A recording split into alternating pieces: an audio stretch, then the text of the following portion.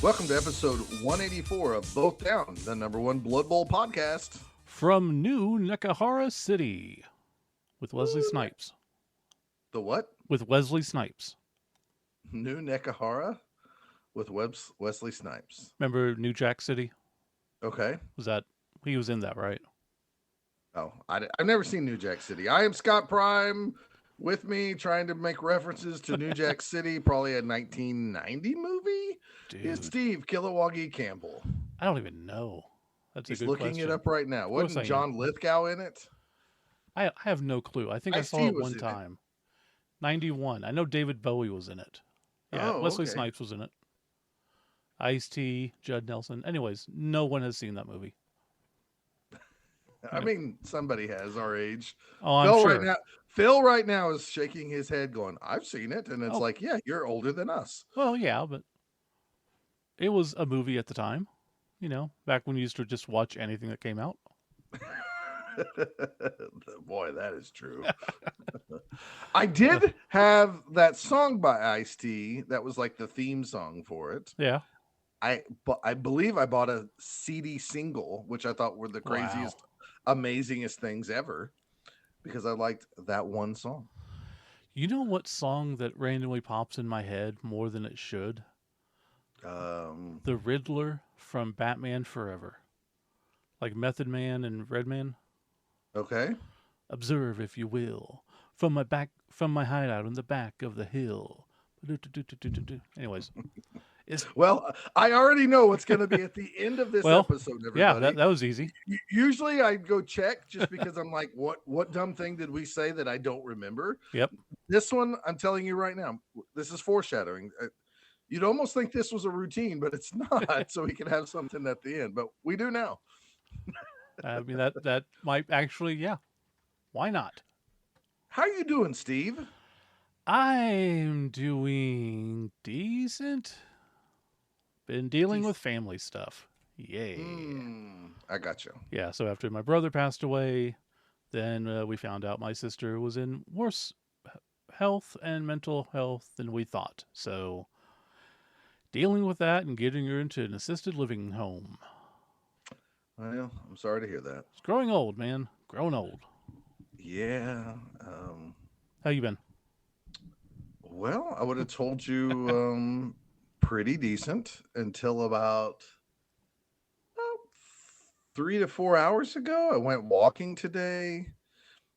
My shoulder was just like in normal, pain. Yeah. And then I came home and showered and was waiting for Jen to come over.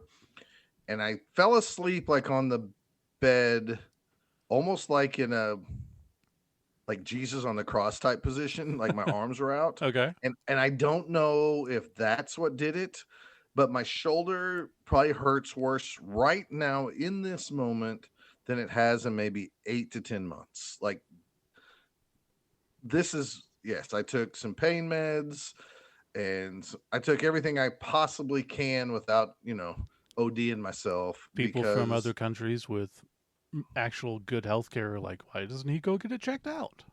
Yeah, so I can get on the waiting list to get it fixed. No, I can't. So I don't know what I did, but as the night's gone on, it hurts like just bad. I mean, now tomorrow I might wake up and everything will be fine because Scott that's what, has a niggling injury. Scott has a couple niggling injuries. They go like, how is this guy still on the team? And it's like, well, he shouldn't be here, but he works for free. Mm-hmm. I had a great weekend overall, but we will get into that when we get into this episode. But yeah, we got a couple tournaments to go over, and believe we're just going to do like a one shot episode again. Oh, we're doing the one shot. We're just doing it. Just easier, unless we have to take a break or something. Okay. So yeah, but since the last podcast, I think everything overall has been pretty nice. That's good. No big complaints if you don't get into other stuff. Stuff that a lot of friends just don't want to talk about because it brings you down. Oh yeah, well, it's called life. Yeah, that's why we play Blood Bowl. Exactly, my friend. Exactly.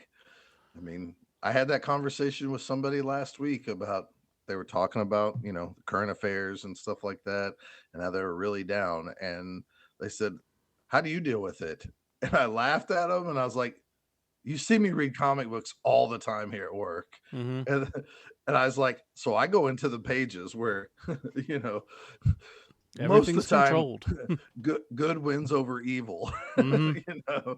So anyways, yes, that's where I put my head in that sandbox quite often. So, Totally get it. and Blood Bowl is one of them. I don't know where you want to start. We haven't heard anything new No. from the teaser that we got with the Blood Bowl box set. Pretty Um, sure we won't hear anything for a while. I did listen to the Three Die Block episode where they talked about their speculations and thoughts on everything, and I agree quite a bit with a lot of stuff that like it sounds pretty awesome, except want to still feel out how this secure the ball thing's going to work. I Um, don't have an issue with that. I mean, I think it just is what it is. There's still a chance to fail.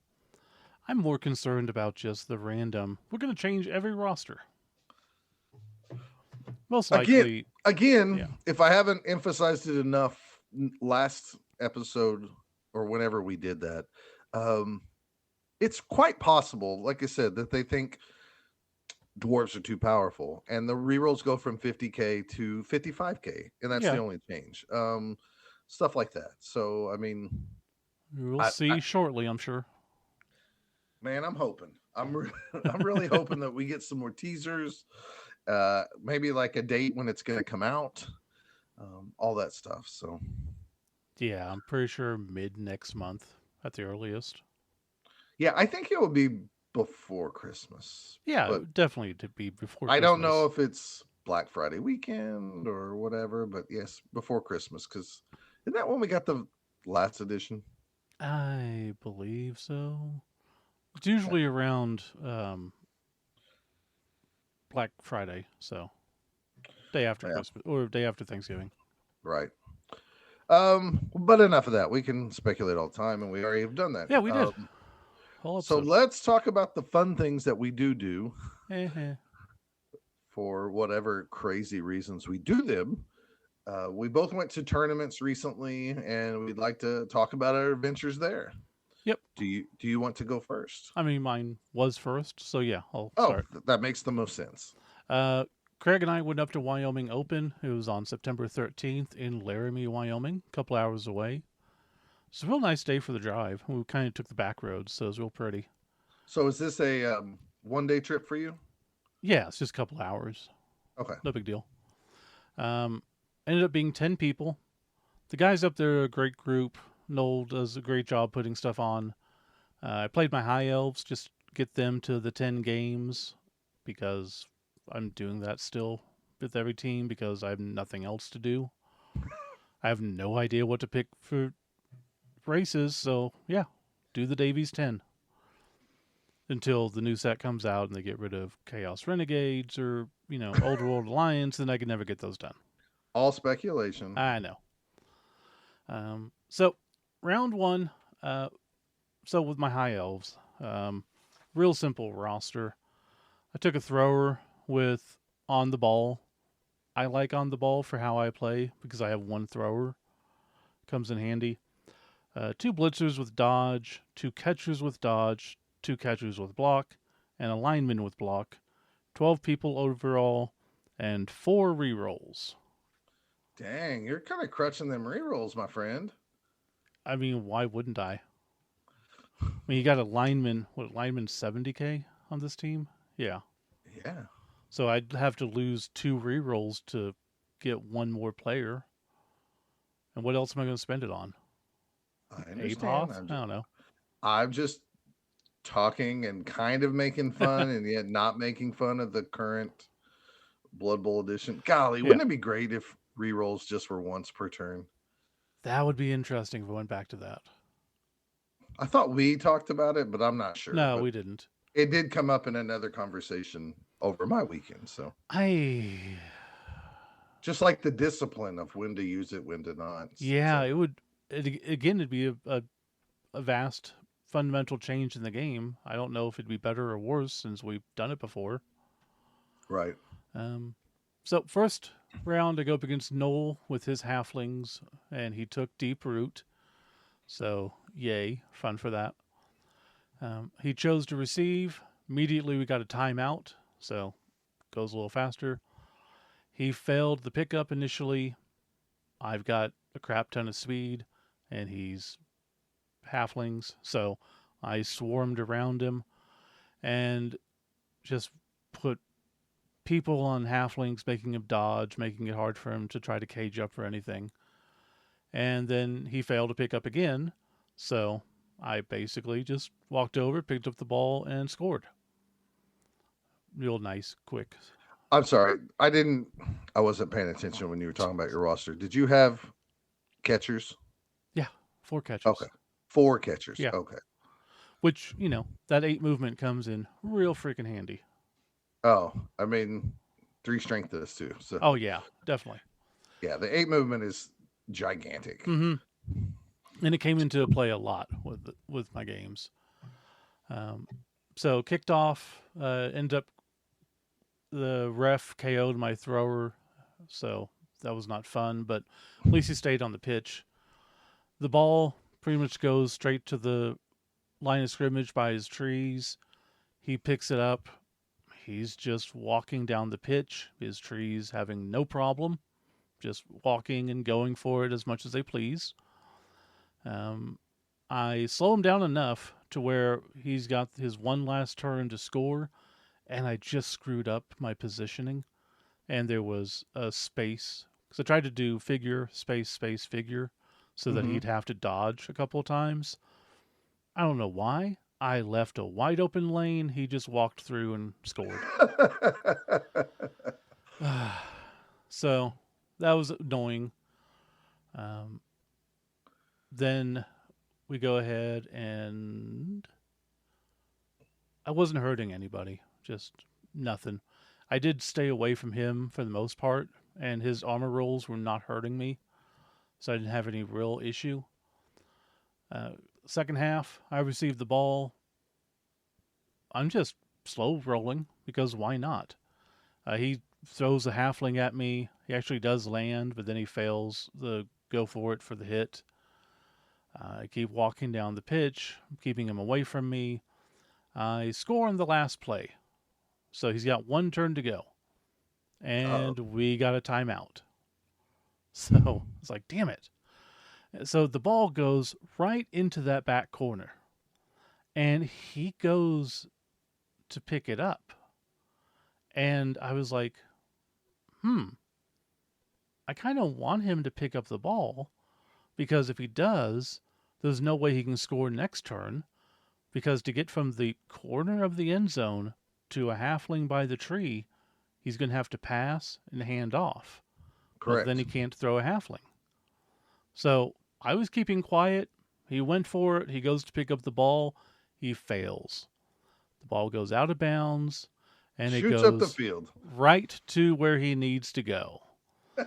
So the very last turn, he moves up. I put people on trees just to make him have to hit me. I put people in the back in case he landed to try to dodge. And he goes to pick up the ball and fails.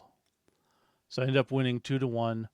Overall casualties 3-2 him, but he got all 3 of them in like the last bit of the second half. So it didn't really make any difference. He did not take root 1 single time. And he legit went for it with his trees at least 6 times. Never got a 1. So when you've got mobile trees just going wherever they want, not that easy. I mean, a lot of the halfling success is live and die by your trees. Absolutely. That's just part of it. So no, I mean, if they took root and I had a whole second half, I would just been beating up halflings here and there, and I mean, score in the last turn like I did. But we had pizza for lunch. He ordered pizza, so that was nice. Second round, I ended up going against. I thought I was going to go against the youngest 2 because Brian 2 and his kids were there. Mm-hmm. And the youngest 2 had. Oh, he has another one now playing? Mm-hmm. Oh, great. Yeah. So now, How many twos are we gonna have to deal with now? I'm sure they're all wonderful Yeah. tournament winning players. Great. But he was playing ogres. I'm like, oh, maybe I get to play him. That'd be awesome because that's a better matchup than anything So was else. there 3 twos there or Yes, 4 twos three there? twos. 3 twos out of the 10. Nice. So I ended up, 30% chance that you'd have to play it too. yep. Second round, I ended up playing JJ, Okay. and he was playing Necro with no stars. Had 3 rerolls, guard on his golems, block on his werewolves, block and wrestle on the ghouls, and a guard tackle wraiths. Good So selection. Pretty solid. I yeah, mean, definitely solid. I end up receiving. I go to pick up. I dodge away from his guy, fail immediately. I was like, damn it, I can't end this early. So used a reroll, and then I go to pick up the ball and failed. I'm like, he's got werewolves and he's a good player. I need this ball, so I used another reroll and failed. So the ball's on the ground. He comes in with his werewolf. He hits me, and luckily he went for it to pick up the ball. He could have stayed next to the ball, which actually would have been the better play, because then I would have to deal with the werewolf and probably no way to get rid of that tackle zone. But with him doing that, then since he was next to me, I was able to fill in the spaces. I blitzed in, did a chain push, got his werewolf off the ball, had the ball to myself, picked it up, did a long pass, caught in a tackle zone, dodged away, scored. freaking Man, elves. the high elves passing, amazing. And you catch on the catchers, amazing.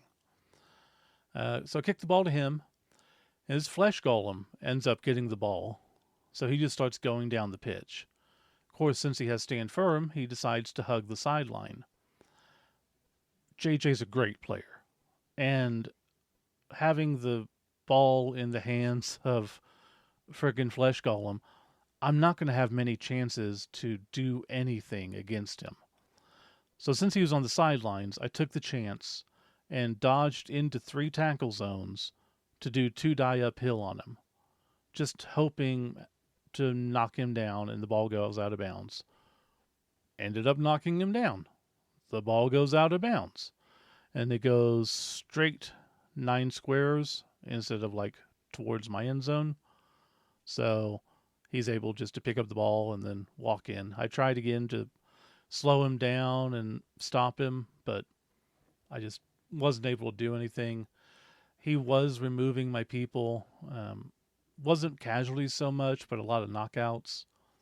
And then second half, he received. I couldn't do anything. He just walked down the pitch and scored. Anything I tried to do just didn't work. So he ended up winning 2-1. Casualties 2-0 him. So I was like, well, I don't have a winning record, so maybe I dodged Brian too. Nope. I had to play Brian too. Round 3. He was playing Norse. I guess he lost his first round matchup. He had an Apoth and 2 rerolls. The Yeti had Mighty Blow. Both Ulfrunners had block. Berserkers 1 tackle, 1 Mighty Blow. Valkyries 1 wrestle, 1 dodge. I suck at remembering what Valkyries do. Like, I forgot they had catch. Like, Catch, strip just ball, all that. I remember strip ball, but I don't know. So I received, and I just was like, I need to take advantage of when I can. So I scored in 2 turns, doing a long pass, catching, dodging, 8 movement, no issue. So kick off to him, and it's pitch invasion. He ends up losing 3 people, including the thrower that was in the back. So I put pressure on him. I came around the sides. I made my way through the middle. And then next turn, picked up the ball and scored again, up 2-0. Wow. So on the kickoff, he ends up getting pro from the pros to Nuffle. He puts it on Ulfrunner. So he gets the ball. I got a hit on the Valk. She used wrestle to go down. So the ball was kind of scrumming around and was hoping to get a chance. Well, he ends up getting skull with his Orphrunner, and he had no rerolls at the time. But he had pro. But he had pro, and it worked. So he turned it into a block, knocked me down. I do end up getting 2 hits again on the ball carrier, push both times. I used rerolls and just kept getting pushes. Couldn't do anything. I did casually. What feels worse, double push or the skull push? Double push. Especially when you re-roll it. Yeah, double push every time. What feels worse is when you re-roll to the exact same thing, no matter what it was. No, exactly. Yeah. I guess that's kind of my point, because I had a few of those moments myself. So yeah, I would happily take it both down because I just needed the ball out of his hands. I did end up casualing an Orphrunner, but he used his Apothecary, so it came back. End of the half, I was able to get a 1 die on his Valkyrie. I got a POW, so I was able to keep him from scoring. Second half, we got the ref. We'll get the ref. I slowed him down enough. Obviously, he received the ball because it kicked to him. It took him 6 turns or so to score. And when he kicked off to me, I'm low on people. Again, knockouts, casualties, but fouls, since, get the ref. I decided to hide in the corner and just wait for 3 turns because I don't know what else to do. I don't have enough manpower to keep away from him. So I just sit back, build a cloud, sit in the back corner, waiting for him to come to me. It comes down to that last turn, and I see an opening on the sideline. Like, all I need to do is hand off the ball to a guy with catch, make 1 dodge of 3+, then a 2+, then break away, and he can't get me. There's nothing he can do. I failed the dodge, so I go down. The ball goes to an empty square. He does all the hits he needs to do. He opens up a lane, so I think it was a lineman, all he had to do was pick up the ball on a 3+ and just walk into the end zone. So he goes, he picks up the ball, he drops the die in the dice tower, it rolls down the dice tower, and it's cocked on the side. Okay. And when I say it's cocked, it's like, I'll show Scott, it's like that.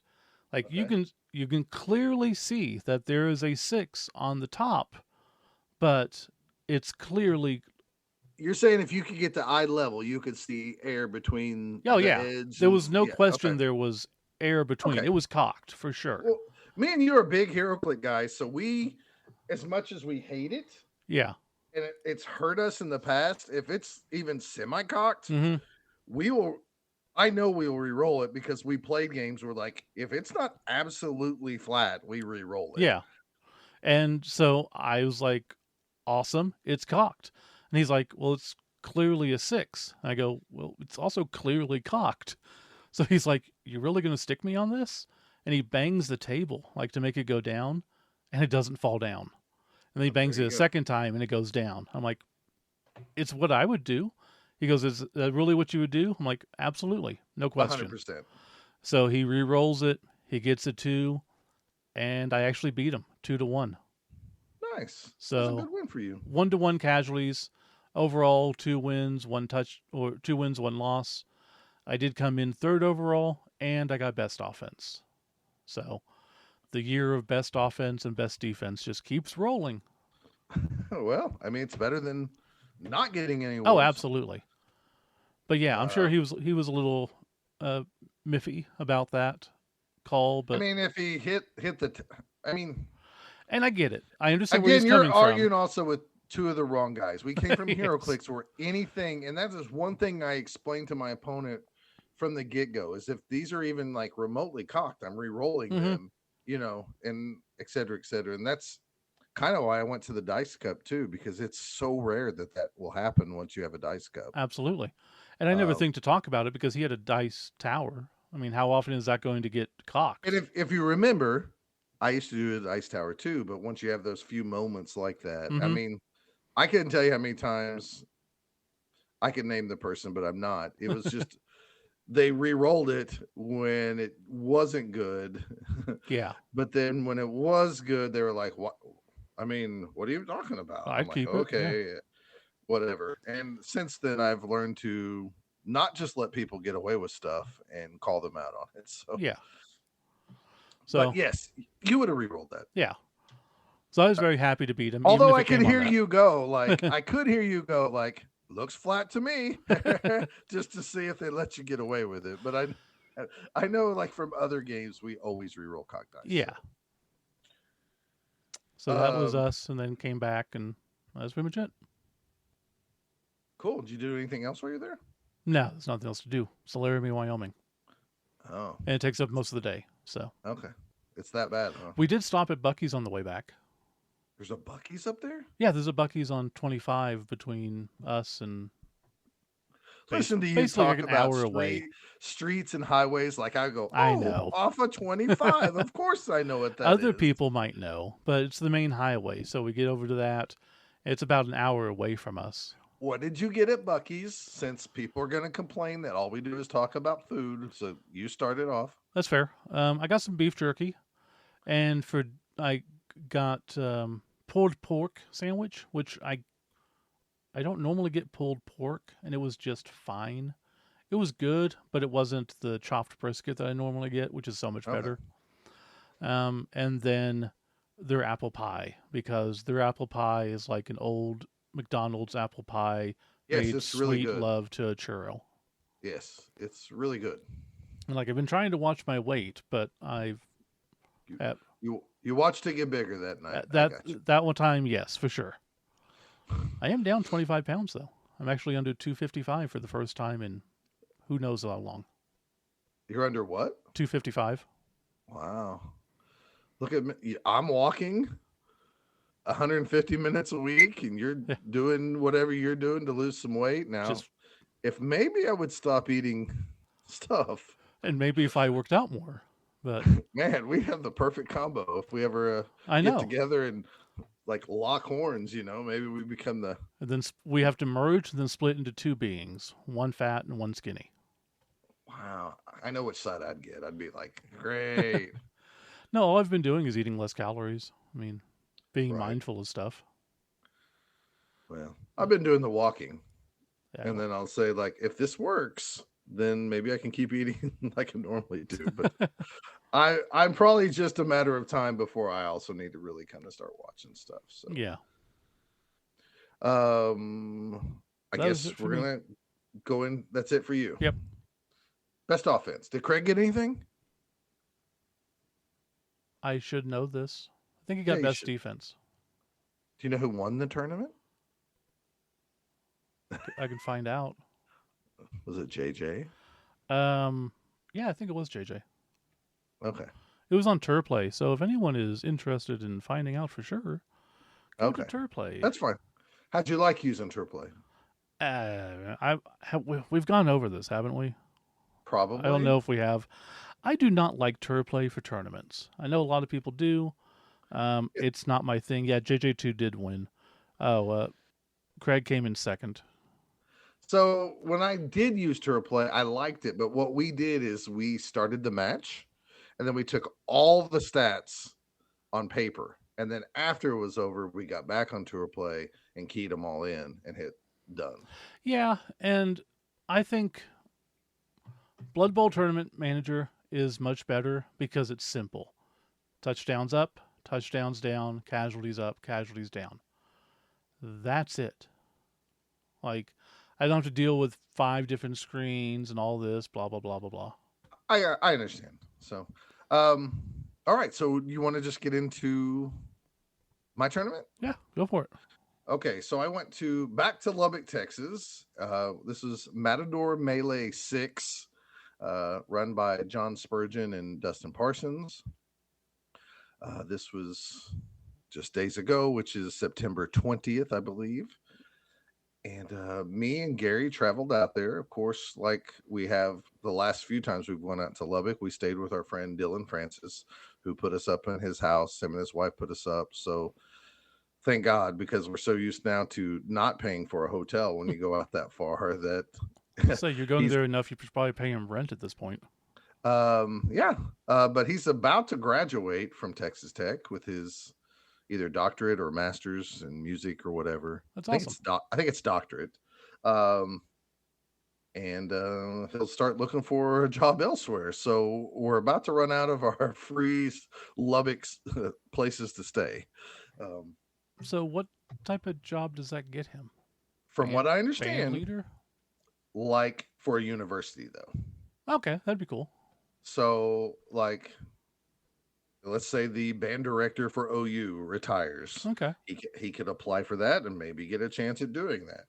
I mean, probably at university like Oklahoma would steal somebody else, like a veteran type Yeah. person, but that's the idea at least. And teach music classes and et cetera, et cetera. That's cool. So yeah. So, anyways, I normally don't try to miss things, but I missed the music festival here and more for my daughter's high school, solely because one, she's a sophomore, so we got 2 more years of it, and this really might be the last year we can go do this for less pennies Yeah. than it will start costing if we continue to go out there to support John and those guys. So his tournament always has a custom kickoff table. It's all kind of themed around the Texas Tech Red Raiders and the fact that the rowdy crowd, the rowdy student sections, and for the longest time, the only star player you could take was Rumbelow, and you were allowed to at one point take up to 2 Rumbelows as the only star player for any team. And that's because he is writing something. Correct. And their He's mascot is the master writer, I guess, because that's what he's always been called. You can take this star player, the master writer. He's the exact same stats as Rumbelow. okay. Yeah. And in years past, Dustin would paint up a Rumbelow figure and give it away, and et cetera, et cetera. I even won one year from that tournament.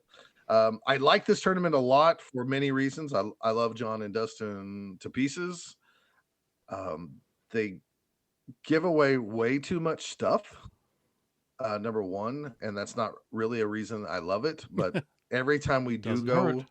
it feels like we walk out of there with way more money than what we spent to just join the tournament. They do a thing where everybody gets a ticket in the hat for the drawing, and every time you lose, you get another ticket.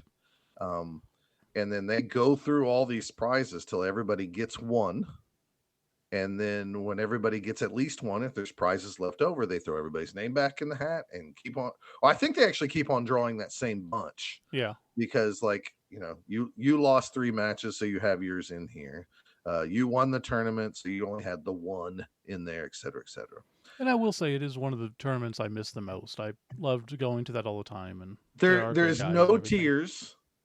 There's no tiers, and I've taken stunty teams. I think at least twice, if not 3. I've been to I think 5 of these, and I've won it in the past with Nobility.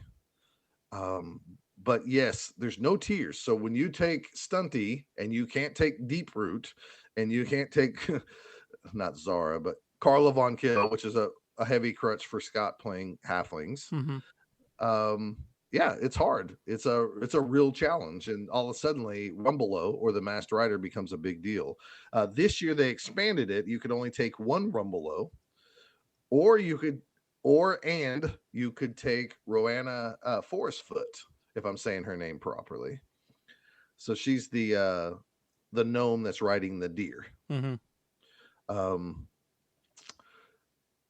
Earlier, probably 2 months ago, I had vampires penciled in at this event because John does allow you to have players with stack skills. If you want to stack up to 2, you can. It's a 1200 build, so I was planning on playing vampires or maybe even Nurgle, but I was really heavily leaning towards vampires to stack some skills. You know how vampires are overpowered, etc. Oh, for sure, yeah. And I haven't played them under the 2020 rules. Well, since the new edition came, or they spoke into existence, the new edition, it's like I have 9 teams left to play under the 2020 rules. I have about 3 tournaments left before this edition comes out at most. I'm not going to make it. No. So I was like, maybe I don't want to play vampires. And I did fine in the regular season. I got booted out with the playoffs really early, but I'm so bitter and scared to death to run a vampire team with less than 16 players because everybody gets hurt on my team. I decided to just say screw it. And I was looking at different teams to play, and I was struggling and struggling like I always do. Um, in the process of doing this, I pulled out some models to look at them because I was like, well, I'll just look at a team that I like the paint job and haven't played in a while. And I came across my Youthleton United Unicorns, which is a Elf Union team. They're all painted with white. They have white costume or white kits, basically, with knee pads with rainbows and shoulder pads with rainbows. I love the way this team looks. I love the fluff with this team, et cetera, et cetera. So I was like, I wonder if I could get both star players because I was going to lean into the. He does an award for, so he has these star players available, and he also has an award that is whoever at the end of it all has the most dedicated fans. Now you can buy dedicated fans at the beginning. Also, you get a dedicated fan every time you do a casualty, whether that's a crowd push, a foul, whatever you do to make them get casualtied. That's how you can get them, and by touchdowns. So by the time you're done, you're in round 3, I might start with a fan factor of like 8 versus somebody with 7 or something like that. Mm-hmm. And then at the end of it all, they give an award for the highest fan factor or dedicated fans. So a couple unique awards, and I just kind of like that because some people can, load up right from the beginning with like 6 or 7 fans. And, I'm going to go for this award and do the best I can. So gives you some things to do. So I looked at the teams. I could only get 2 rerolls.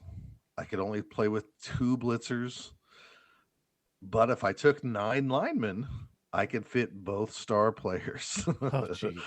So I went 9 linemen, 2 blitzers, Rowana Forcefoot and Rumbelow Sheepskin, and just 2 rerolls. I couldn't play up the dedicated fans thing because I was out of money, but it all came into a cool 1.2 million team, and I stacked my skills because why not? I did a blitzer with dodge tackle. I did a blitzer with frenzy dodge. I did. And I know I talked to you about this. You really were saying instead of the dodge tackle to take leap. Mm-hmm. And we'll get to that here in a little bit. I took 2 linemen. One has dodge wrestle and one has dodge block. And then I had, of course, the star players. Rumbelow luckily comes with tackle, block, juggernaut, so he can turn off, wrestles and stuff like that. And then Rowana, I thought I was going to use her as the ball carrier, with her dump off and all that stuff. And then as I was driving, the more and more I thought about the +4 passing ability on a dump off. Just feels like an invitation to put the ball on the ground for no reason. Oh, yeah. Dump off. So, right. So question. This came, not to interrupt anything, but I just remembered. This came up at the tournament. And it's, I won't say anything else because it will judge your response. So, figure A is going to blitz figure B. Okay. B has dump off. B decides to do dump off. The ball falls next to figure B. So now it's in the path that A was going to take to hit B. So A decides, I'm not going to hit you anymore, and goes and does something else. I mean, as long as it's just a move action. But they lose their blitz.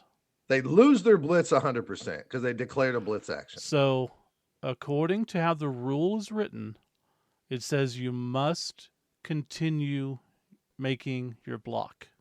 Oh, okay. So what do you think about that part of it? Then I would say you had, oh, wow, because then they would run into the ball? Uh-huh. Because then they have to pick it up in a tackle zone, too. Well, clearly I don't know the rules well anymore because I didn't think that they had to go finish the block. So my opinion... my opinion is if you had the ball in the Minotaur's hand, and you're 3 squares away from the end zone, and you go, "Oh, I'm gonna block. I'm gonna blitz. Sure, that guy over there," Yep. and then you run into the end zone. Yes. But in that specific case, you're picking someone who's not in your range. This person is in the range. Now, again, It can't be both. I we, mean, it's I either the know, Minotaur can score or this other guy can switch up where he goes. that's what everybody except one person decided as well. But it was Okay. interesting that it is written they have to continue the block. And I kept saying that's because it's the prior edition, you had to do it that way. Now it should say finish your activation. Correct, because before, remember, you didn't do dump off until like you were You're base to right base. up on them, yeah. Right. And then you had to do it. So yeah, now I think it should just say when you finish your activation. But that did come up and it got kind of heated, and it was 9-1 pretty much what the consensus was. So Okay. just thought it was interesting. But yes, she has dump off, and 4+ is not good. So yes, I mainly during the car ride, I thought, maybe I'm not going to run the ball with her. Besides, she only picks up on a 3. Well, like any elf will pick up on a 2. Mm-hmm. She has guards. She can't guard herself if she's in the has the ball, etc. So, anyways, we get to. Let me first tell you my whole trip because I have some more exciting things than just going to Laramie, I guess. Sorry, Comics, people from Laramie. bad food. So we left that morning. We got off to a late start because Gary's job called in with a crisis. He had to go solve that. So we took our normal path. We were originally planning on hitting like 2 comic stops and actually dedicating some time for some digging. Since we were behind, we only went to 1 comic shop. I found a few little things here and there. We get back. Gary found a lot of good stuff. I mean, he spent quite a bit of money at that store, and we hit the road again. This trip, I decided to not eat things that I did the last time, since last time I woke up with a pyramid passing through my system on Sunday morning. We had Chick-fil-A for breakfast. We had some Hawaiian Brothers in Wichita Falls, Texas. And then at the gas stations, I didn't get anything but some trail mix. I didn't try any weird Smart. wax patties or anything or red cheese sticks. We made it into Lubbock. Gary wanted to go by one of those comic stores. So we went by the one comic store for him. I had some cash on hand, and this guy had a G.I. Joe 57. I believe it's the cover where Cobra Commander's in his new battle armor. Oh, okay, yeah. And he had a graded one, I think a 9.2, and he wanted $50 for it, I think is what he wanted. And I asked to look at it. I didn't really need it. I don't really care for graded comics. But the guy pulled it down. I just looked at it, and it had first appearance Dusty on the little, you know how sometimes they put notes in there of first appearances. If this didn't have any of those little dumb notes, I would have never got it because I don't need it. I probably have 3 copies. But it had first appearance Dusty, first appearance of Fred 7. Now, to add to all of this, about 5 weeks ago, when I came back from our trip from Dallas that night, I decided to reread G.I. Joe _1, and I decided to average reading 1 G.I. Joe comic a day until I reread the first 155 issues, the Marvel run, because I was like to see if there was any holes in there of stuff I didn't read. I'm on issue 50, so that probably nostalgia-wise picked up the same time as 57. All the Freds were named; those were the Crimson Guard commanders. Oh, okay. They just had that was their name. They changed their name to Fred, and then there was a Fred 1 and a Fred 2, and et cetera, et cetera, et cetera.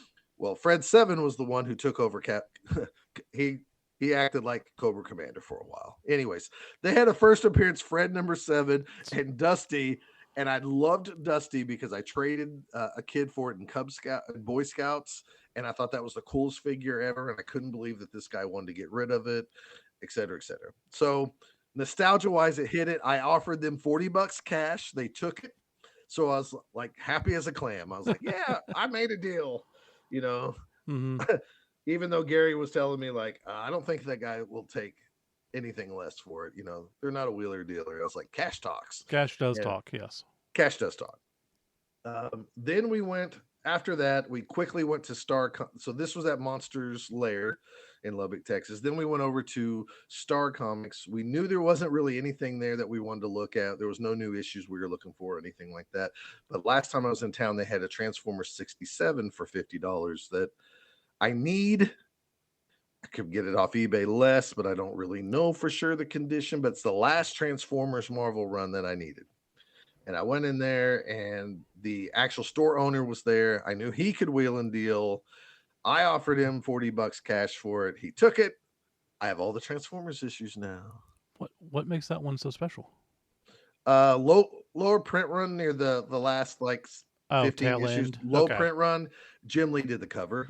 Okay, there we go. Jim Lee did a couple of covers around that time, and that's one of them. That's It cool. was, we took it out. He let us look at it. It was in really good. It was in better condition than even we thought. Yeah. Yeah, I could have got it probably for $30-$25, but I didn't. It's fine to find them in the hunt, and sometimes in the moment you just go, I want this. So it's more fun to buy them from local stores anyways. right. So we made a little deal. I was happy with it. He was happy with it. I promise we'll get to Blood Bowl. Eventually. That night, traditionally we play board games and stuff, but I was like, I haven't been to a high school football game all year long because all Moore's games have been away games so far, so I can't go watch my daughter or anything. Didn't your Yellow Jackets win the whole thing last year? They did. And you didn't go to any of their games? They haven't had a home game yet until this weekend. Oh, wow. Coming up. Okay. Well, yeah, they had to go to Arkansas to play and to Kansas, the state of Kansas to play. And then they played the 6A state champions and got obliterated. So they're 1-2 right now. Okay. That's repeat state champs. Anyways, no, I haven't been to any games, which is like you're acting surprised because I go to a lot of little high school games around here. So we were originally going to go see, I guess, the Rawls Jackrabbits, and we were told it was 6-man football. Now, somebody else has corrected me that it was probably 7-man football. It was like 20 minutes outside of Lubbock. Me and Gary actually drove through that town to get to Lubbock, and they were playing like Rawls versus Wheeler. And we were like, oh, small town, high school football, 7-man, 6-man, whatever. The game was canceled due to injuries. Oh, jeez. So I told Dylan and them, I was like, why don't you ask around and see if there's like just a good game? We don't care who it is, just a good game. And there happened to be like what they call the equivalent of like, Dylan described it like Moore War. He's like, these two schools, Lubbock Cooper, is a rivalry with Friendship. And Friendship is not friendship, it's FREN ship. So it must be named after somebody. Okay. I assume it's just a last name. Yeah. So we got to see the Lubbock Cooper Pirates versus the Friendship Tigers. And the Friendship Tigers team had a 4-star college guy that's about to go to Texas Tech. Oh, wow. What's cool about this to me is it's rare that you go to high school games and really see like a grade on somebody so you can differentiate like that's a 2-star kid. He will go to college and play, but he's only 2 stars, versus this is a 3-star, 4-star, etc. Mm-hmm. So we got to watch this game with nothing on stakes, nothing going on. Dylan's wife, Annie, came with us. We all sat up in the crowd. We sat on Lubbock Cooper's side because Annie's a teacher out there, and one of the teachers she works with, son, was the quarterback for Lubbock Cooper. So we had a reason to cheer, even though we don't care. End of the half, it's 21-21. And number 7 for Friendship Cooper was the 4-star kid named Chase Campbell, who's committed to Texas Tech. We'll see if anything ever happens to him. But he played quarterback, he played running back, and wide receiver. Jeez. So the end of the first half, 21-21. The second half, it was 42-42 with like 2 minutes left. Lubbock Cooper drives down. long story short, the other team calls a timeout with 36 seconds left on the goal line. I believe Lubbock Cooper, I thought, would just like down it and then call their last timeout, kick a field goal, and win the game in regulation, since the other team cannot call stop the clock. Yeah. They handed it off to a kid, and a high school kid's going to run their hardest to score a touchdown. The other team let them score. They went up 49-42 with 31 seconds left. Okay. They kicked the ball off to Friendship, who has the 4-star kid on it. Mm-hmm. Their 3 plays was pass to number 7, who ran his ass off until he was about to get tackled, and then he wisely ran out of bounds. The next play was a pass to number 7, who did the exact same thing. The third play was a touchdown pass to number 7 as he went into the end zone. There was 6 seconds left. They walked the field in 3 plays, all to number 7. We're tied at 49-49. Now, this is West Texas football. I always heard things about, oh, football's big here. The stadium has flashing, rotating lights when teams score and all this. It is pretty crazy. I mean, it wasn't the craziest thing I saw, but it was just fun to be there. Overtime, the high school football overtime, they get the ball on 25-yard line. They can, they try to score, etc. Friendship gets it. I think they ran 2 plays, both of them to number 7, and I think there were runs up the middle, and he scored a touchdown. God. So at the very least, this guy threw for 1 touchdown pass, ran for at least 1 touchdown, and I think he did at least 3 other ones from like catching the ball or something like that. So it was now 56-49. Well, Lubbock Cooper gets the ball. They don't have a number 7. Now, overall, that team was probably better athletes everywhere, but they didn't have the one standout athlete of everybody. Yeah. They grind it down. They finally score. And I told Gary, I was like, since they have the ball last in this overtime, I said, I would go for 2. Yeah, for sure. You're away. I don't know why the other team didn't do that at the end of regulation. Well, because they had number 7, so I think they thought they could keep tying it because they'll flip-flop the overtime. So yeah. This person will get the ball. So, at the end of regulation, I don't know. Okay. So they went ahead and went for 2. The play felt like it lasted 3 minutes. It didn't. It was just really drawn out. And finally, this guy comes across the end zone. He catches the ball. Extra point is good. 57-56 was my first time to watch some Texas football. That's pretty awesome. And I had nothing in the stakes of it, so I didn't care if it was bad defense or great offense or however you want to look at it. It was way more fun than it should have been for a Friday night for something that didn't matter, if that makes sense. That's cool. And then 6 years from now, when Chase Campbell gets drafted first round, if that happens, you know what? I can say I saw him. Absolutely. That'd be really cool. We went home, obviously didn't play games. We just sat around and talked, and then the next day began. We went up to Stormcrow games about 10 o'clock. I think registration started at 10. We started at 10:30. I guess nothing really exciting happened besides we were waiting around. Round 1, I played a guy that had corn. Pretty standard build. He had 3 rerolls for his 1200. He had, I think, guard on all the Warriors, and I think all the Corn Gores. I think they had an all block, if I remember correctly. I could be wrong on that. There might be one in there with tackle. What's that? So that would make sense. Yeah. Game went kind of back and forth. It was really tight for a while. I eventually scored at the end of the first half.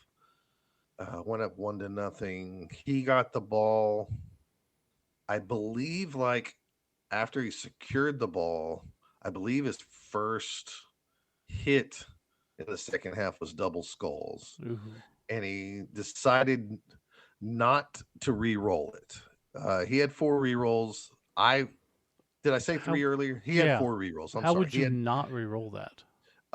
Well, this is back to what you were talking about earlier, where like you re-roll and get the same thing. Yeah. In the first half, quite often whatever he rolled, and it was crucial to re-roll it, Mm-hmm. he got the exact same thing. Now he So he probably got the thought yips. I was, what's that? He got the yips. Right. And now I'm only sitting on 2 re-rolls. Uh, as a matter of fact, there was a time in the first half where every time I dodged, whether it was with somebody with dodge or without dodge, I rolled a 1 first, and then it was like a crucial play. So I used like 3 dodge skill re-rolls, and my 2 re-rolls all in the same turn because it was crucial to. I was up the field with the ball carrier. I had to put a cloud around him. Anyways, that was first half. But I think the yips got him. He was fairly safe unless I went all out with like some dodging around the corners to kind of clip and save a square of movement, and then do 2 go for it's. So I mean, he probably thought I got block. I should be okay. Make you do And all the I dice did. rolls so he doesn't have to. Correct. Yeah. The only difference here is I made all my dice rolls. And I was just kind of trying to go in there and hit hard, maybe get the ball free. And if luck happens, I'm elves, I could walk in. And if at any time I go up 2-0, I probably got the game because they're just slower, corn's slower than for sure. Elves. So I did crash the corners. I went through. I got BS dice, man. I had like great luck for me. And I hit the ball carry, and I was like, the only thing, and I shouldn't have said this because I didn't mean it like really sarcastically. I meant it jokingly, but it happened. So then I felt bad. Of course. I was like, the only thing to make this turn even better, and it's already been great, is if the ball would bounce right to me, and it bounced right to my guy. And of course I caught it. So then I was like, God, just shut up sometimes, Scott. Went up 2-0. Eventually ended up winning this game 3-0.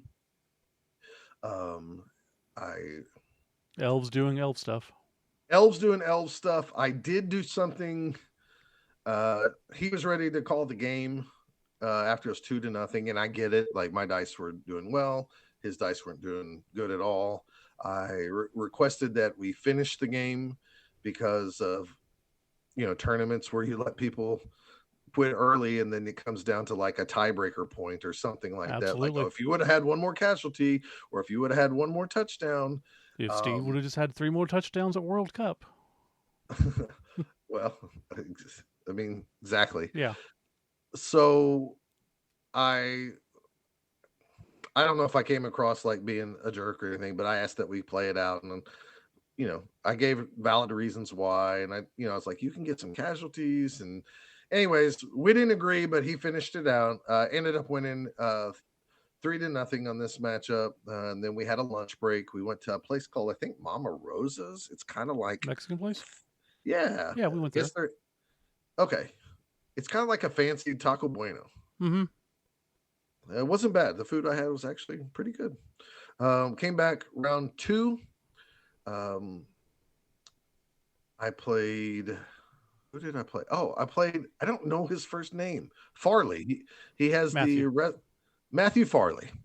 He has the was it Armbar Brothers podcast? Yeah. They talk about Blood Bowl and wrestling. So I don't think the one's come out in a month and a half or something. Yeah, it's been a while because I was on their page earlier. Okay. So I've never played him. I've seen him now for years at tournaments, but we just never played each other. He had a human team. He also had a Rumbelow, halfling, stuff like that on his team. This match was fairly tight. First half, I grinded out, scored the last turn I could. Then we go into the second half, and he immediately goes, "You know what? Mike Patterson tells me I don't throw enough. I think I'm going to throw the halfling." And I'm thinking, on turn 1 of the second half, it's 1-0. And then I thought, fuck it, go for it. Go for it if you want to. Because, I mean, if you don't fail, I still have the whole half. But you're going to fail. Yeah. I mean, you're just going to fail. I mean, that's what we know is going to happen. And I was like, are you serious? And he's like, yeah.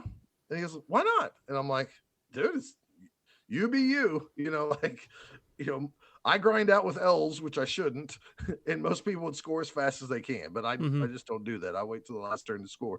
So everybody does their own style different. He came up, got the ball, scooped it up, handed it off. He got you know, his ogre wasn't boneheaded or anything like that, except he had a wildly inaccurate. Oh, But it went off to the right and all the way forward, 6 squares, jeez. where I had nobody. Um, so there was a big thing of like, well, if it's wildly inaccurate, like, is it -2 to land? Is it -3 to land? And everybody kind of had their opinion because we don't see that too often. Yeah. And I guess there's no scatter on wildly inaccurate. Like I want it to scatter like the body would, but it's only on a Inaccurate. misthrow or Yeah. whatever, which makes sense. But I needed something because I was shitting my pants right now. Hmm. And he rolled a 5, which is what Jeez. he needed, and walked right into the end zone with 2 go for it, of course. And it was 1-1. And I was like, God damn. great. Long story short, I got the ball back. I grounded out with my blitzer with tackle and scored like on the last play. Well, he fouled out his halfling, and that ended that. So there was no chance for him to throw it. So 2-1 victory going into round 3. Round 3, I get paired up against, of course, one of the Leclercs. I face off Patrick, who's been playing Amazons as of late and trying to get his Amazon ranking up. He said he was working on his Amazon rankings, so I think he was trying to just keep playing them, get really good with them. He's also 2-0. We were exactly tied on our like dedicated fans at this point. He did have Rumbelow as well, so he had Amazons with Rumbelow, which was interesting. And I shouted that knowledge of having Rumbelow with block, tackle, and Juggernaut to like tech to knock other people down with wrestle and stuff. Hmm. I can't take credit for that because when Patrick did that to me, I was like, what the hell? And then he explained it and I was like, oh yeah, it's just like this canceling out this. And I was just like, yeah. So I used it a lot in that game. And up to this point, I did not use it much at all. For those reasons, like to cancel wrestle and still use my both down results and stuff like that. Anyways, we had a game where I got the kickoff.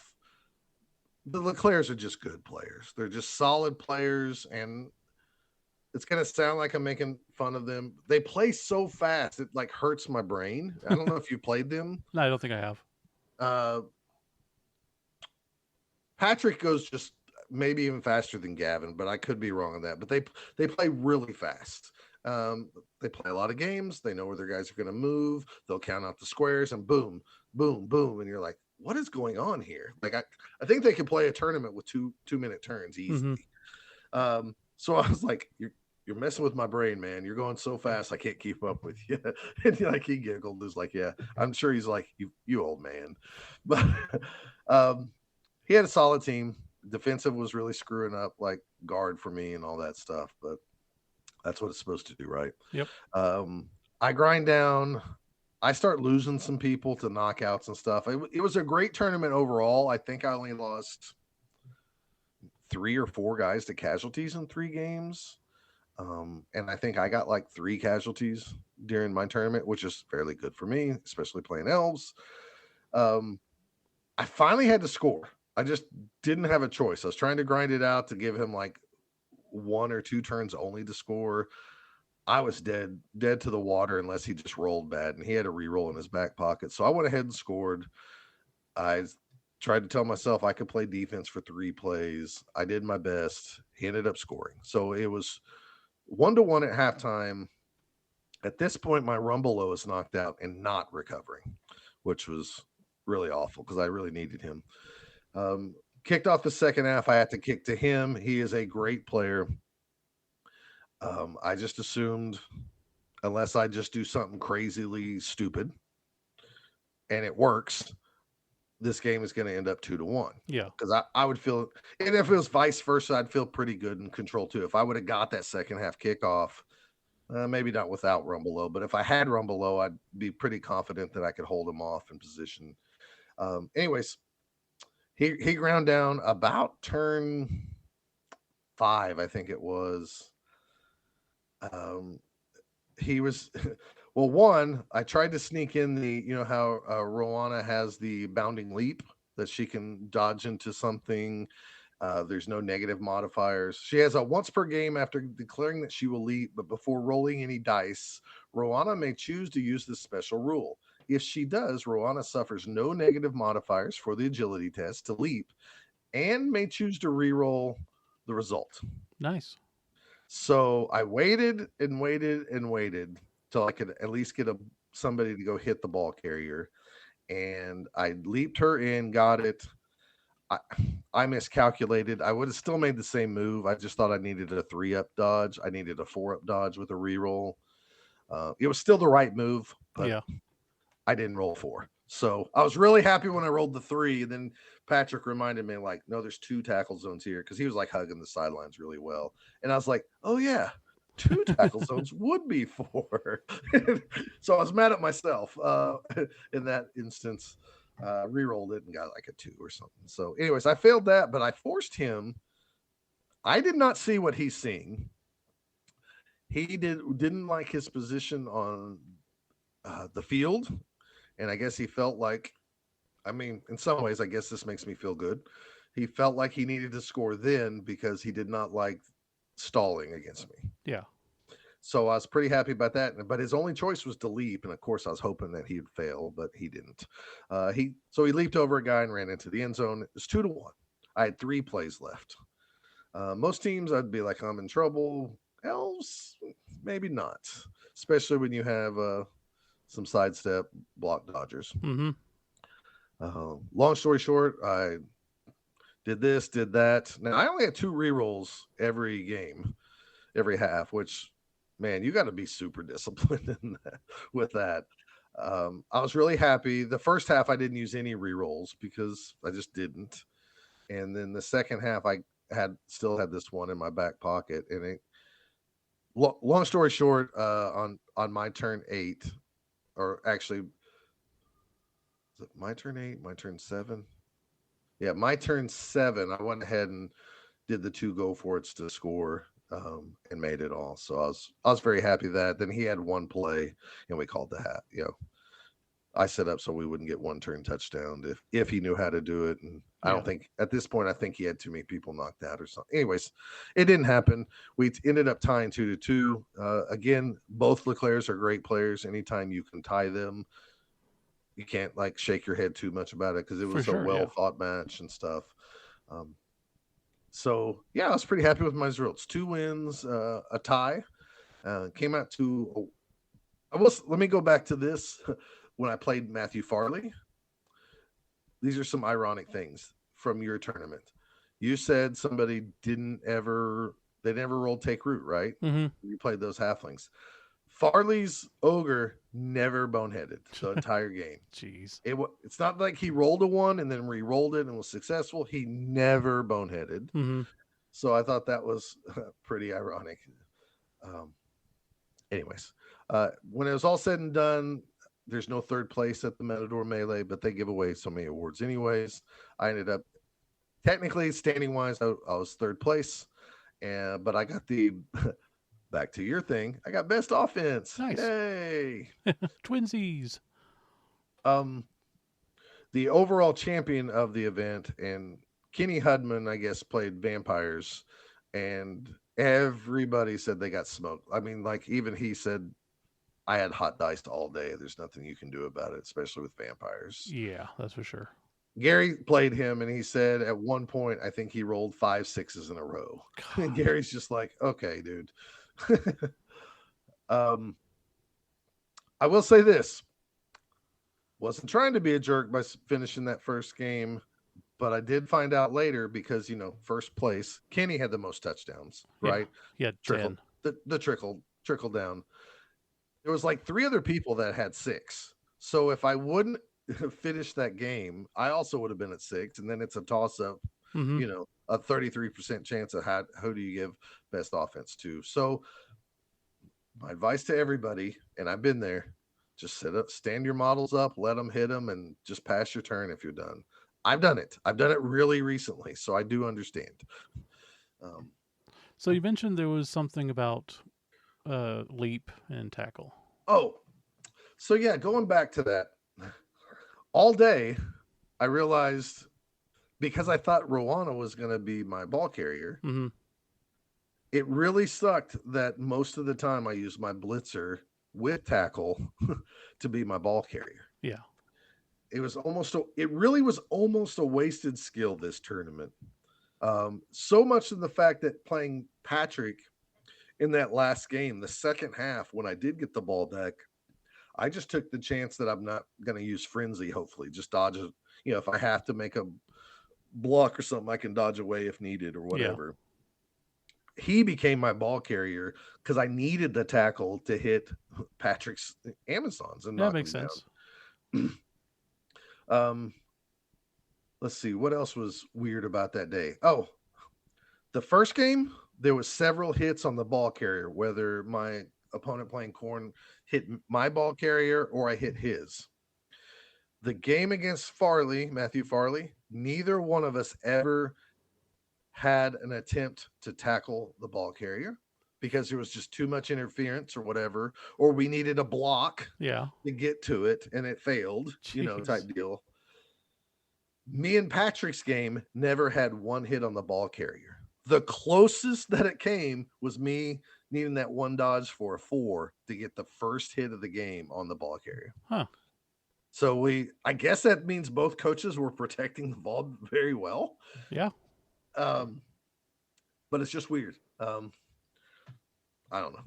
I just can't remember a time where that stood out playing a day of Blood Bowl.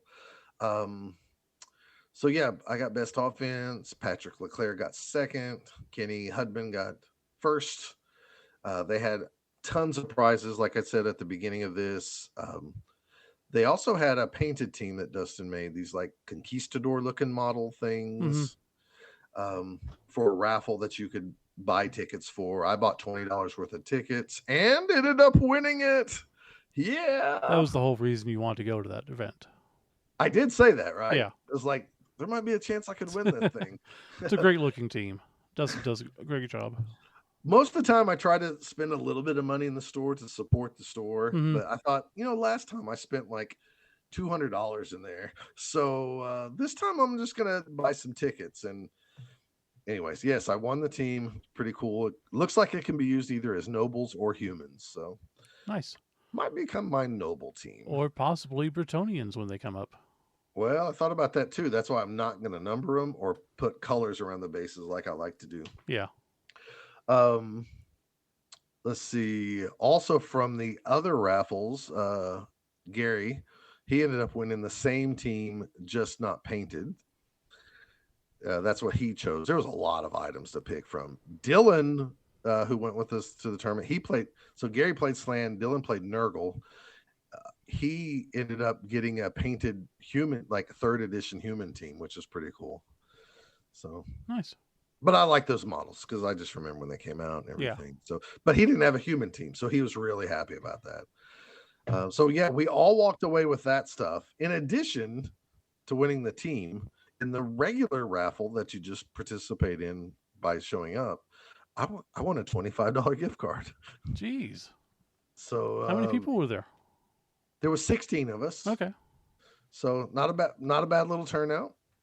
I thought the store would be full of Magic players because Spider-Man released this weekend. Big They dud. did their pre-release on Friday night. There was not a Magic tournament at all Saturday. It was really weird. From everything I've seen online, nobody's caring about that set. Yeah, that's kind of the consensus is. I guess it was only supposed to be. I don't know if this is true. 100-card set that they expanded as people complained about smaller packs and all this stuff. Anyways, I haven't heard a lot of excitement about it. Yeah. There's a few Spider Ham cards. Ooh, you can probably pick them up secondhand for like $1 each. Well, that's the plan. I already have one of them already. So, what else was I gonna say? So after we did our awards, clearly we left. We went to we got pizza from that. I can't remember the place it's called, but it was a really good pizza from the bar place that Yeah, I cannot remember.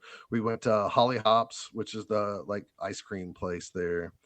Looks like a 50s ice cream store. We always get ice cream there, at least a couple times. We only did it once this time, but we got some ice cream from them.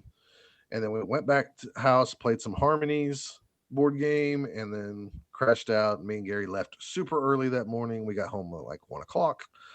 Um, and that was my weekend. But overall, a really great weekend, like a great fellowship weekend. Like at the end of Friday night, I was like, okay, I found the Transformers issue I needed. I found the last issue of El Diablo I needed. I'm pretty golden, man. I got first appearance of Dusty. Like, we don't even have to go to the tournament tomorrow. right. Oh, You're feeling uh, good. and then the fact that like OU played and beat Auburn, and Gary had that going on his phone, so I could watch a little bit of it and stuff. It was just it turned out to be a really good weekend. I didn't wake up with a pyramid traveling through my intestines, That's always good. and got to eat at world class Arby's. It was just it was a good time. uh, yeah, I miss the road trips, but yeah. Uh, I probably shouldn't even. I'm gonna tell it anyways. When we were at world class Arby's, in case anybody doesn't know, that's the inside joke for the Waterburger in Lubbock. It's world class Arby's because it has a W. Don't even remember the whole story, but that's what we call it. Anyways, an older gentleman, looked like a nice guy, big tall guy. He was ordering his food, and before he started the order, he reached over and touched the guy's shoulder. What? And then he immediately goes, "Oh, I'm sorry. I didn't mean to touch you like that. What? I don't normally do that. I'm not like one of those." And like he's just trying to back away from this, and it just gets Wow. more and more awkward. And then he like orders his breakfast sandwich, and then orders another one probably for his wife. And then he's like, "And if you can make the bacon about the color of your hat." So of course, That is a guy tripping balls, and he was not sure that the guy in front of him was real. I Oh, I he is real. Crap. Come up with a or story. yes, or like he's like, "I'm not like that unless maybe you Right. are." Unless you like it, then maybe. So me and Gary just started making jokes about that the whole trip home about, "Oh, I'm not really into that unless maybe you are." And No, world class Arby's came around because I think Gary was talking about hitting Arby's on the way or for lunch or something. And we're like, what are you talking about? He goes, Arby's down the road. I'm like, there's no Arby's. He goes, yes, there is. And we look it up and it's a Waterburger. We're that's what like, it was. He was planning on eating there. right. And so then we just go, "Oh, well, maybe it's world class Arby's. Because It's it has got a a W, W." yeah. Okay. That is right. But yes. So but no, overall, a good I got some weird last food thing. I did buy some gummies that were orange flavored Mm-hmm. from a Stripes gas station, which everything inside says it's a 7-Eleven. It has like Slurpees and it has like the signage inside of 7-Eleven, but on the outside it says Stripes. Okay. Anyways, they were called Peelies. They looked like an orange slice. It even said you can peel these if you want. So me and Gary had a few of them, and I'm like, they're not terrible. And then like I was like, can you really peel these? You really could peel the skin off of them to get a little tiny nugget of sliver of orange out Jeez. of the other sliver. And it actually tasted worse when you did that. So it was better to eat it whole. Well, just because you have the option doesn't mean you should.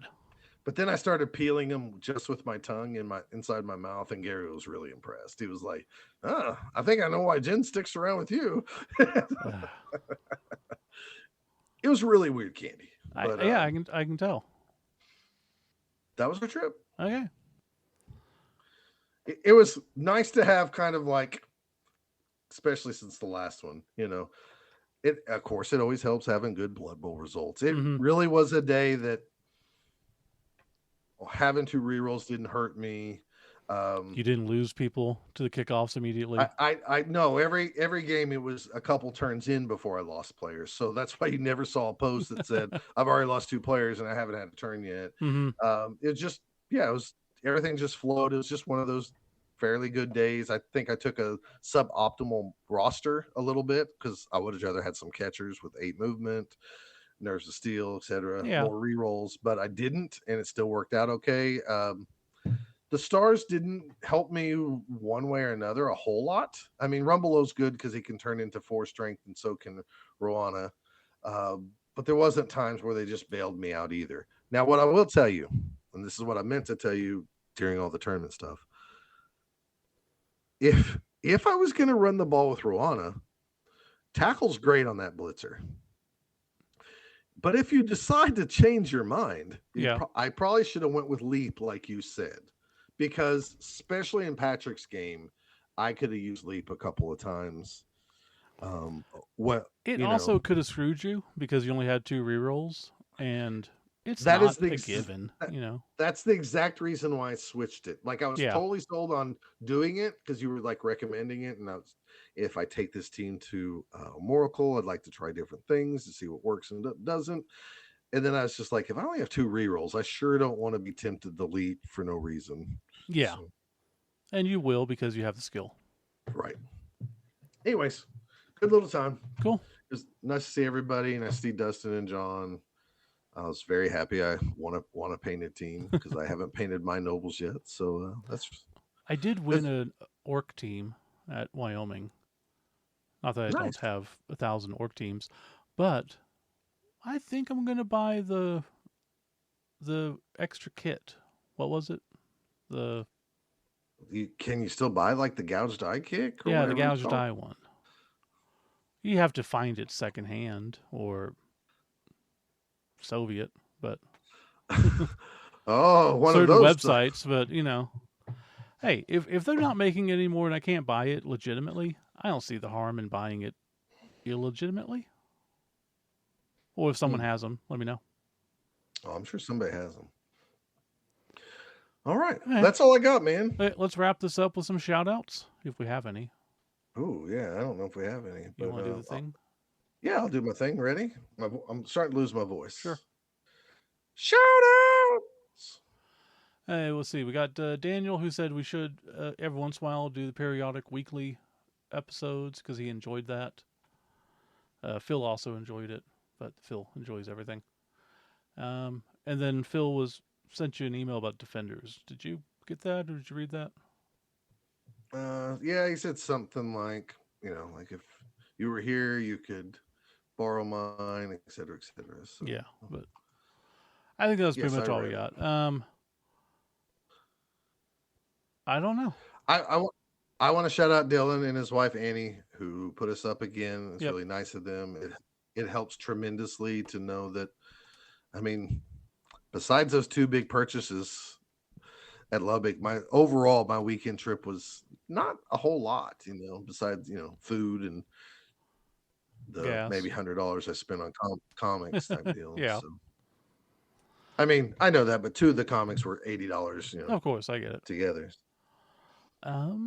So I'd like to shout out them, my traveling buddy Gary, who went along with the trip, and I don't know if they were crazy about going to watch football, but once we were there, everybody was cheering and stuff, having a good time. So, well, it'll be fun to watch out and see if he actually does well in college.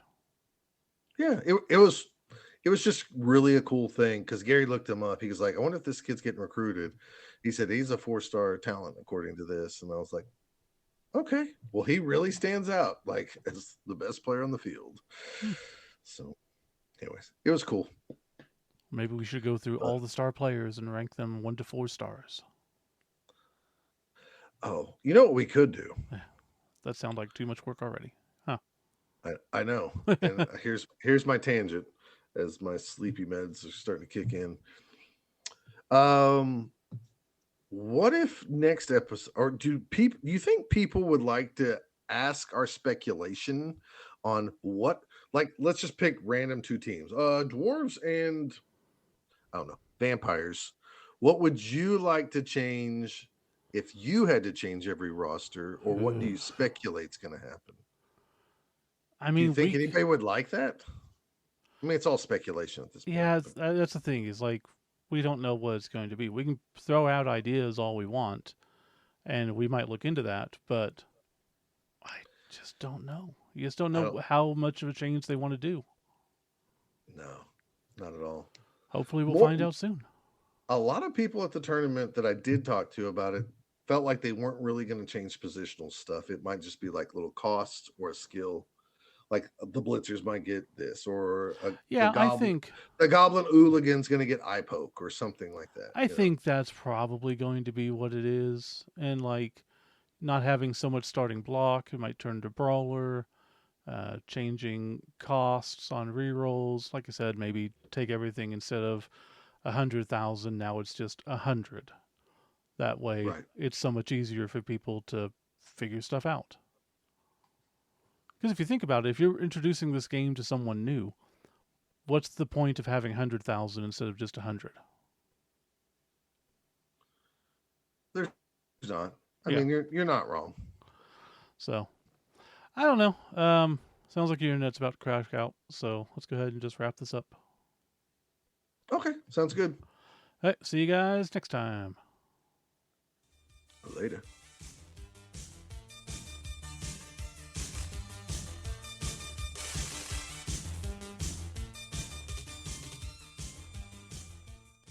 You can follow Both Down on Twitter at Both Down. You can follow Scott at Fat Finley, FATFINLEY, and Steve at Kilowog2814. If you want to know if your team name is Both Down approved, send a tweet to @BDapproved. If you'd like to email them, the email address is bothdownpodcasts@gmail.com. Or for more information, you can visit them at bothdown.com or at facebook.com/bothdown.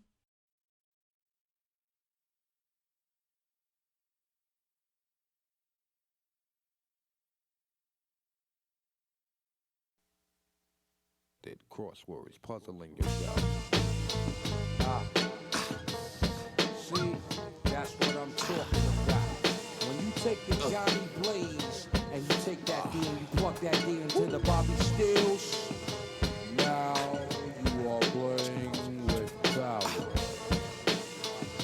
With power. I got your mind twisted. Unrealistic wavelength draining all your brain strength, inflicted crosswords puzzling your doubt, questioning your own mental health. Yeah, it's like a maze within itself. Yeah, check the grimy, slimy, criminal individuality, searching for the dark night, lurking in the shadows of the city. Hero with Jiggy, my crime committee, robbing every Gotham piggy bank blind. Take a journey through the mind of a red. Free money, not a problem. Price to get the ice, not a problem. A body for a price, not a problem. The red once again, it's the mind bender, 3-time felony offender, demented, brain cemented, mixing the blender, illusion, mass confusion, question mark, cluesing, what, where, why, who's in, quiz, time to ask yourself who it is, shiesty be you know, underhanded biz, invaded brothers' wigs. Can I live? Corrupting, bringing all the misery and suffering. Pain you couldn't cure with the buffering. Rotating, ridiculous, rapid fire riddle. Back, get trapped in the middle of the red line. Problem. To the jam, there ain't no sequel, not a problem. Big up to all my peoples, not a problem. It's the red line. Observe, if you will. I'm in my hideout in the back of the hill. I crack a ball, then I quarter by the mill. Co-defendants Johnny Blaze and Bobby Stills. We was blazing Hot Wheels. Turn the corner, you can hear the wheels squeal. On that ass fast was the Batmobile. I can tell by the demon on the grill. this was real.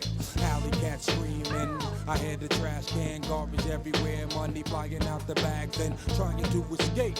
Hold on with the cape, or else he be headed upstate. It's the Riddler. Talking suicide, not a problem. If we speaking homicide, not a problem. You wanna talk genocide, not a problem. That's no problem. The Riddler.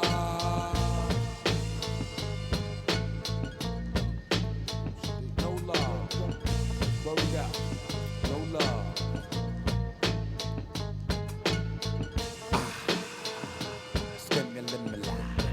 Kenway. Feel good, don't it? Then you fly.